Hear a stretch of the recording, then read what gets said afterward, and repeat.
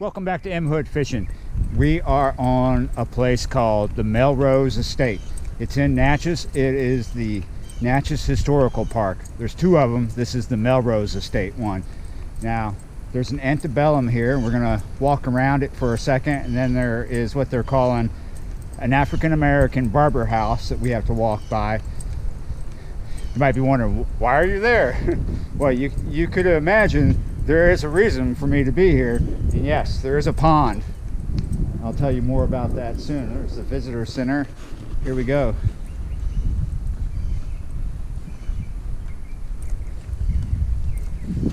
Interesting. Let's go this way.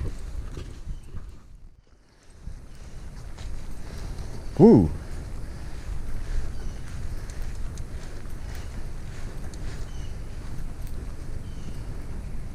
Wow, look at this. Pretty cool, pretty cool.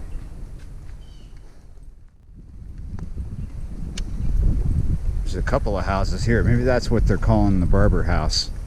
But there's two of them. I'm not sure. I'm here for the pond, but there's something else over here. I'm trying to make my way over to the pond. Wow, there's a couple of things over here I really like. Interesting. Very nice. Very cool. I like that. This old barn is pretty cool. It's got a lock on it. But look at the stuff sitting out here. Wow. Let's take a real quick look and then let's go fishing.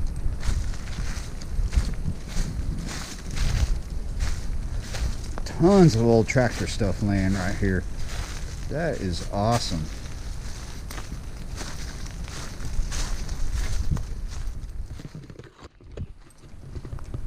So admission to this place is free. There is no admission. And it says online that it opens from 9 o'clock to 5, so it's open from 9 to 5. But the sign up front says 8:30 to 5. Not sure which is true, but I think it's 9 now. They must have changed it. And yes, you can fish here, but I've heard nothing but grim tales about fishing here. Obviously, you can't fish this at sunrise or sunset. So we're out here for solar noon. We're just before solar noon. I'm looking for copperheads because it is that season for them. I'm in some tall grass, but I don't expect to find too many at this time of the day later. So what the tales of this pond is that long time ago, around the last ice age, meaning a long time ago, they stocked it. Lots of people fished it, outfished it, and for the longest time everybody thinks there's no fish. Could be true, could be some fish in here. A lady who works here told me that first she told me there was no fish, and then she told me that they were all small fish. So when people come here at the wrong time of day, you might not catch fish, but solar noon, maybe. So let's see if I can catch fish. Oh, jeez. Let me show you. It looks grim. It looks really grim. Here we go. Here's the pond. Looks grim, man, because I don't see any life. There are turtles. I see turtles, and it looks pretty low. It is kind of shaped like a boomerang and a kidney. You got that traditional kidney shape over here. I guess this is the dam, and it boomerangs to a point over there. It curves. So let's see what's up. Wow, people drown here? So I was about to tie something up. I already had this little spinnerbait on from earlier. I was about to put a Texas rig speedworm on. Something has come to my attention over here. Let's try to get down there. Hopefully there's no quicksand. There is something busting bait over here. Looks like it's hitting minnows along here. Now, as I get closer, I actually see a lot of bait. Can you see it rippling in the water? You can see the break line. From up on the levee, this looks like really dirty water. Oh, there's a lot of minnows in here. There's fish in here. If there's bait, there's got to be something eating it. Okay, so what a break line is, in most ponds, you walk out, there's going to be a drop off, and it's going to run mostly around like a highway. And I think we can see it right here where the water gets a little darker. Now we got our chartreuse bait on, and what we're gonna do is throw it to an angle here to the side and fish it along that break line. Fish will be hiding there, and they'll be cruising around the whole pond at that drop off point, just waiting to ambush something. Look at all that bait. There's got to be fish in here if there's that amount of bait. There is just a ton of little minnows here. It can't just be a minnow pond. All right, I've changed out the bait for a speed worm, rigged it up weightless. Then I stood up and the wind started blowing kind of higher than it was before. So maybe we'll have to put a weight on, but let's go with this, see what this profile does. Fish it really slow. Ah, damn it. There was a bite. Oh, tail bite. After a bunch of little tail bites, I decided to downsize the bait. I was using an aught 3 hook. Now we've got a fat Albert on. It's a green pumpkin. It's on an aught 1, and we've got a Texas rig, and the weight is a 1/16 ounce, and I have a little slip knot to keep the weight down there.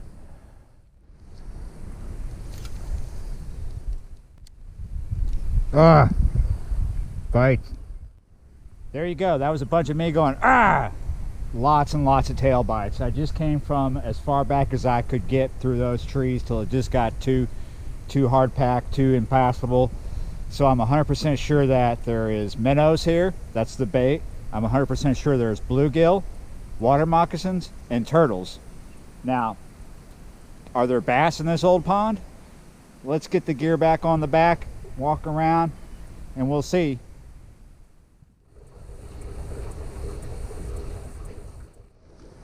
Wow. Look at all this stuff up here. Does this mean the water gets this high? Let's see if I can... It's just a bunch of water down there. Look at this. What you reckon that's for? You reckon that's to tie your boat to so you don't lose it when the tide goes out here at the little pond? I know I keep showing you things other than fish as I come along here, but if you look down, you'll notice that the grass is pressed down, right? Something's been sleeping there. Deer, maybe. Maybe an alligator. Probably deer. I know there's fish in this water. They might just be bluegill, but I don't want to walk away from here being skunked. So I'm going to drop shot something, try to catch something. This is the smallest hook I have, which is a drop shot hook. And we're going to take this Z-Man right here, which is for Ned rigging, and we're going to cut just the tail off. So you can see the tail has got 3 parts to it. So we want to cut just past that to where we have a body to hook into.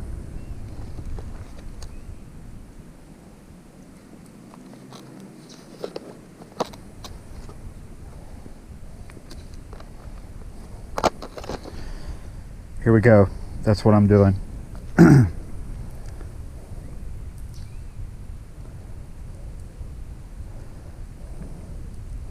There we go.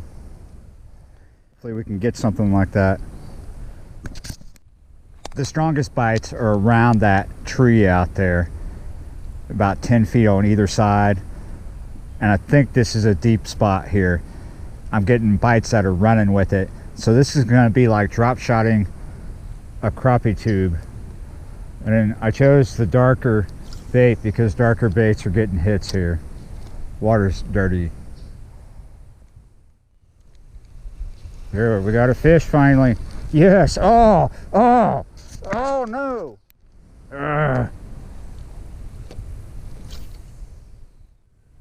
Yeah, here we go. Got us a fish finally. I'm not getting skunked today. Oh, hey. So bluegill for sure. Check that out. But we still don't know about bass. We have no signs of bass. We've seen these guys all day. Oh, oh no. No, no. Go clean yourself up.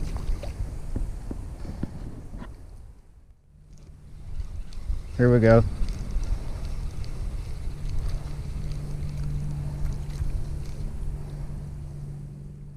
Wow, they like that little hula tube. Another nice little bluegill. Who knows if they get any bigger in here.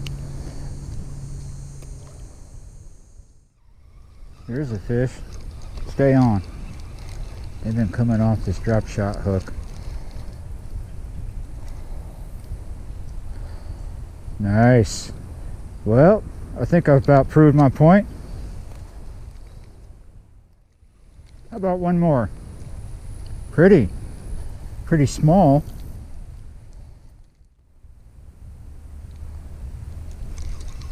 Yeah, there's something nicer. Oh, oh, oh, oh, son. Hello. Where you been? Oh yeah, Sakale, baby. Ho ho ho. I don't know, I might cut this part out of the video because a bunch of people are gonna be down here now. But dude, look, super tiny. Super tiny. Go back home, Crappie.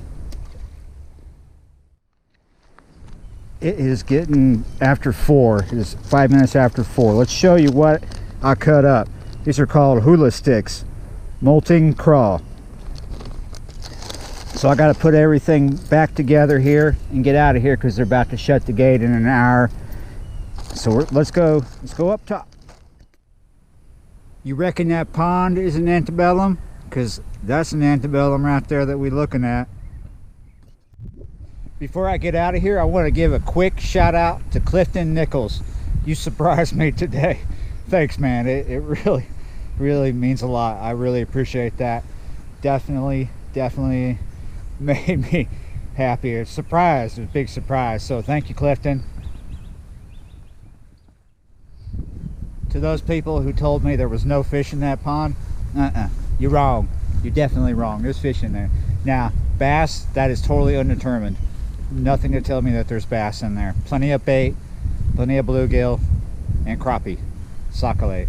So the hours on this place suck for fishing, but I would say if you want to come over here and fart around and have some fun, I would do catch and release, by the way, on a place like this so everybody can enjoy it and the fish will always be there, but there's no rule here. So I would say find yourself a good overcast day and come out and fish it, solar noon or anytime, because you know that's what works. Overcast on solar noon for crappie and stuff. But I would tell you to look for them on the bottom and around that tree, unless later in fall they're feeding up higher. Use your jigging floats. All right, I wanted to determine what's up with this little pond, and I really wanted to make a bass video, but that didn't work out, and I'm pleased. At first I was like, oh man, I'm gonna end up doing a bluegill drop shot video, but surprises. All right, like, share, comment, all that great stuff. Check out the merchandise. If you haven't already, subscribe to the channel. Makes me happy, and I will see you next time.